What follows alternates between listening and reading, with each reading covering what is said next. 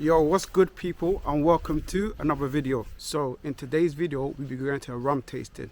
This will be happening in Hammersmith by the company DropWorks. DropWorks was founded by Lewis Hayes 3 years ago and has become Europe's largest rum distillery. This is a lot of work. Look at this! How close is this? It's big, that's all I can say. Very special moment.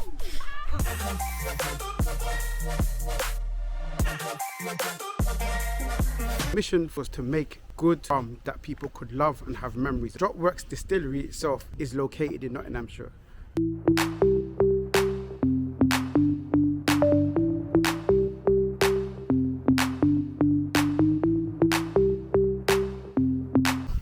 DropWorks is Europe's largest rum distillery. DropWorks has won many awards for their various rums. They've also won awards for their distillery tours. It was only right that when the opportunity came up for me to go and try this special rum and to find out what it was all about, that I had to go and meet the man himself, Lewis Hayes. It's gonna take me over an hour to get there, so that's all right. And it starts at 7:30. I'm gonna get on the train before 6 o'clock. So it's all good. Like an idiot, I wore a jacket and I thought it would be okay, but I'm sweating. Rookie mistake. Okay, so I'm halfway through the journey now. I'm just waiting to jump on the train to Hammersmith. Number one. Lock the doors on platform number one, please.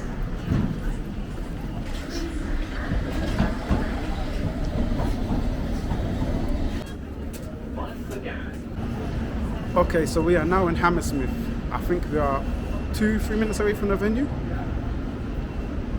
It took like 40 minutes. My God, 40 minutes, you know, to get to this place. But I know it's going to be worth it. But the main thing is, we're early, so that's all that matters. Alright, so we're here now. And yes, I've been to this place already. I came here, I think it was a couple of years ago for a tastings as well. But that was Las Olas. So Las Olas is a spice rum company. Obviously, they've gone on to do bigger things.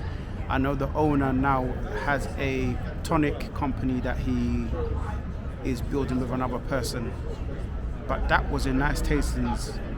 I really enjoyed that tasting as well because I've never tasted Las Olas before. It was an inspiration because he took what he was doing on YouTube and turned it into a business. Now he owns a distillery, which I've shown you guys through the videos that I've shown you, and it's just inspirational because at that time, me and my business partner had potion, and seeing another entrepreneur go on YouTube, document their journey, turn it into a business and show you what it takes, and just being truthfully honest, because a lot of people don't want to be honest about the highs and lows, what goes on behind the scenes when it comes to being an entrepreneur, especially in the drinks industry. But to see that from somebody that has been in the industry for so long, and he's just a humble person as well, whenever you meet him, was lovely. And this is the first time I'm going to meet him as well, but from what I've heard from people and from what I've seen, he's a nice person, so it just means a lot. So to meet him today would be dope.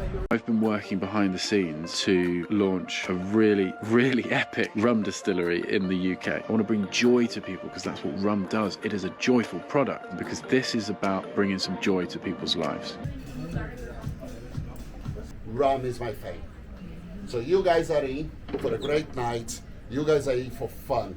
Rum for me reminds me of the times that I was growing up in Brazil, being a teenager, making cachaça from my dad's cupboards, having some party at the carnival. Rum for me is fun. The cocktail nerds out there, an X, Y, and Z cocktail. It's meant to be the last cocktail of the night. I like to start the night with it. It's a little bit strong. It has a little bit of a kick in there. It's a blend of DropWorks Clear, a little bit of mouse kingdom quite sick, a little bit of lemon juice, and some spiced berries. I'm not a raging alcoholic, don't worry. I'm not going to taste it just yet, we're just going to have a little chat. And actually that would probably help because it will just gently calm down in the glass. This is our funk drop rum, but before, so you can smell it, don't taste it, smell it. It's alcohol, smells and tastes of what? Nothing. Nothing. So if you have 100% alcohol, you have a glass that smells 100% of nothing. To understand why you should or shouldn't drink this liquid, if you know how it was, what was fermented, how it was fermented, how it was distilled, and how it was matured, if it's matured, That's everything you need to know. Everything else is marketing. But these guys, like Appleton, for example, in Jamaica, Hamden. They are also the names of the estates, which are the names of the slave houses. I'm not saying. Before we continue the episode, if you're watching this and you haven't subscribed, please go and subscribe. It means a great deal to me. I'm on the road to 500 subscribers, which will get me monetized. I can then bring out more videos weekly. I can up the quality of my videos. I can develop series ideas that I've got for the channel. And lastly, go on more adventures. So, if you're liking the content, please like, comment and subscribe. It really helps grow the channel. Peace. My motto is rum should be looking forwards, and it rather than looking backwards. And that's easy for me to say because rum in Britain doesn't really have a history. But it does allow me to focus on the liquid in the glass and to focus on creating quality that you guys can enjoy and go, bloody hell, I had no idea rum was so versatile and so broad and potentially so delicious. For me, I'm doing two things when I'm analysing a rum like this. I'm analysing the quality of the spirit on my palate, on my tongue. Is it soft? Is it buttery? Is it oily? Is it salty? Is it bitter? Does it make me salivate? Does it sort of feel sharp? Does it leave my tongue feeling dry afterwards, like a metallic sort of thing? There's lots of different ways of assessing that, but that's what I'm looking for with my tongue. The nose does a lot of the heavy lifting in terms of flavour and aroma. Copper and the fact there are pots. Copper is the thing that I want to point out to you. You talked about vanilla and it being light and it being spring, and you talked about it being soft and easy drinking. That's what copper does. And I think I sort of shy away from telling people this often, most times, because I kind of think people already know this. Because the gin guys, that's all they talked about. Like, and they're rare botanical that they've discovered, like a unicorn tear or something like that. So, but copper is so important. And what you've just experienced is alcohol is not the thing that burns. It's the sulphur that comes with the alcohol that burns. An enormous cup of tea, and the wood chips were our tea bag, right? For our tea leaves. So we've allowed the wood to infuse into our rum, and we've taken two over. They're literally two different species of oaks, and they grow at very different speeds. An American oak is famous for imparting vanilla and caramel and toffee. Hopefully you guys are liking the experience right now. Normally I'll be speaking, tasting or whatever, but you can't really do that at this experience. It's very intimate and I'm really taking in what Lewis Hayes is saying, and the people here are nice and it's a very, very nice vibe. It's an interval now and yeah man, people just relaxing off the alcohol because I feel the effect. A limited release that I've brought as well. So three more rums. One of the things I nearly didn't do it. I nearly didn't add any colouring because this would taste exactly the same with no colouring. But it's labelled as a dark rum, and my friends told me I was an absolute muppet, thinking that I could sell this and get it out into the. And then I'll do it like a limited release of like dark drop with no colouring and be like, "Ha, I told you it's exactly the same. There's no colouring in it." The reason this tastes dark rather than looks dark is because of the way we've distilled it. Sugarcane, cut it, squeeze it. Out comes sugarcane juice. Heat it, evaporate off some of the water, sugar crystals. And you can start to extract the sugar crystals and sell your sugar crystals. You are then left with something that's getting thicker and thicker and darker with less and less sugar in it. That's molasses, or sugarcane molasses in this instance. So when you ferment the sugarcane molasses, that's what a lot of rum is made from. So what we're celebrating here is that sugarcane molasses flavour. The licorice, the star anise, the earthiness, think like beetroot. And that's why they added colouring. It was literally an old school sales technique. And that's kind of where dark navy rums come from. And that's why it's associated with the navy. This rum here has nothing added. No sugar, no colouring, no glycerol, no flavourings, just rum. And it's a blend of all three of our stills.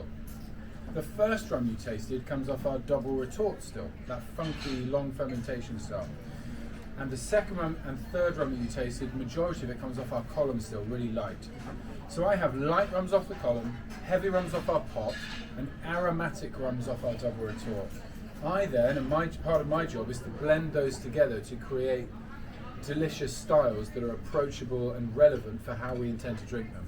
We're now getting into the territory where you might drink it neat, you can mix it absolutely, but you can start to drink this one neat. And what we've got here is 2 different types of oak. Beforehand we use which types of oak? Told you about? French and American. French and American. This one is American and Portuguese.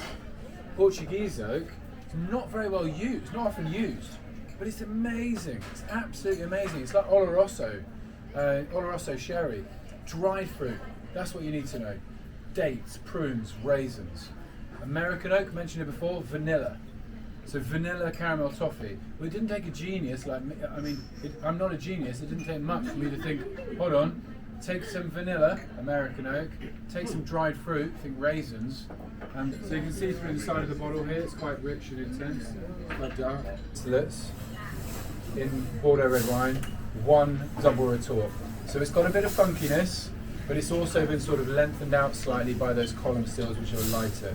Bordeaux red wines, so expect juicy fruits, blackcurrant, wild strawberries, but it's also got the spice notes to it as well because of the French oak.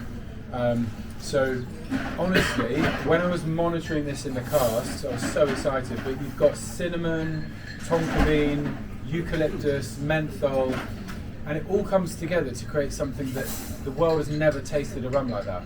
It's never been done. That's not a brag. It's a sort of that's why I had to release it, because this doesn't exist until we did that. And that's why I'm really proud of it. This is a Marmite rum. It's quite full flavoured. And I think what DropWorks is going to be all about is trying to create delicious rums. One of which is we've been working with a brewery near to us, and they've seasoned some casks for us with their Imperial Stout. So a 12.5% dark beer that they aged in our rum barrels. And then we put the rum back into those barrels, and it's been sat in there for a year. It is incredible. I'm telling you now, when we release that, buy it. I'll tell you buy it, because it's just going to go. And then we've also done something where we've aged in English oak casks. We've made our own casks. We've done Hungarian oak casks. We've done chestnut casks. We've done hybrid casks that have never been done before.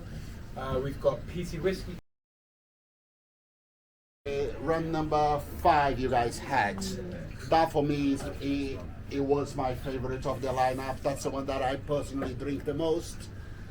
So I made a little smoked demerara syrup.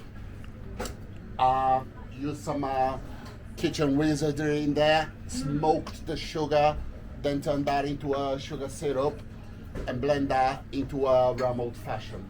So you got a double measure of a bottle, some Angostura bitters, bit of orange bitters, and a dehydrated orange. It's that simple. It's for me a perfect end of the night drink.